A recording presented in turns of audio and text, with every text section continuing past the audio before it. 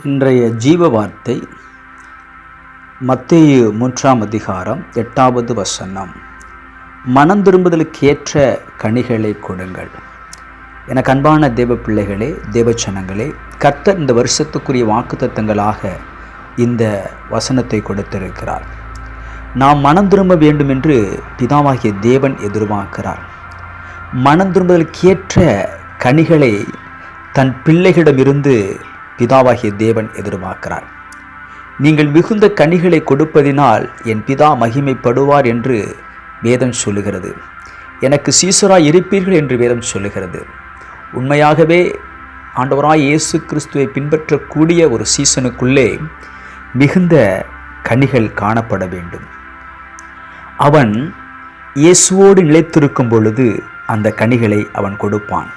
எனக்கு அன்பான தேவ பிள்ளைகளே, செடியாகிய இயேசுவோடு எப்போதும் இணைந்திருக்கும் பொழுது மிகுந்த கனிகளை கொடுப்போம்.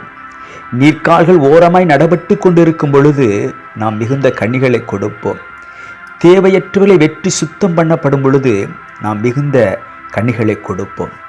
வேதம் நம்மை எதிர்பார்க்கிறது. மிகுந்த கனிகளை கொடுக்க வேண்டும் என்று வேதம் நம்மை எதிர்பார்க்கிறது.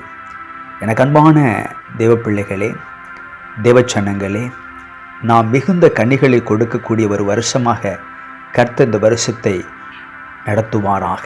இந்த புதிய வருஷத்திலே நாம் எல்லாரும் ஒரு தீர்மானம் எடுக்க வேண்டும். மிகுந்த கனிகளை கொடுக்க வேண்டும். பிதாவை மகிமைப்படுத்தக்கூடிய கனிகள் என் வாழ்க்கையிலே காணப்பட வேண்டும். நற்செயல்கள் என்னுடைய வாழ்க்கையிலே காணப்பட வேண்டும். தேவராஜ்யம் அதற்கேற்ற கனிகளை தருகிற ஜனங்களுக்கு கொடுக்கப்படும் என்று வேதம் சொல்லுகிறது. ஆகவே தேவனுடைய ராஜ்யத்தை பெற்றுக்கொள்ளக்கூடிய ஒரு கனியுள்ள வாழ்க்கை நம்முடைய வாழ்க்கையிலே காணப்பட வேண்டும். Praise the Lord.